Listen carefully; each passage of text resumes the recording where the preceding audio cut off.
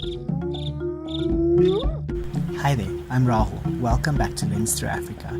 In today's short sightings video, enjoy lunchtime with a black-shouldered kite at Nkuhlu picnic spot in Kruger National Park. Viewer discretion is advised for sensitive viewers.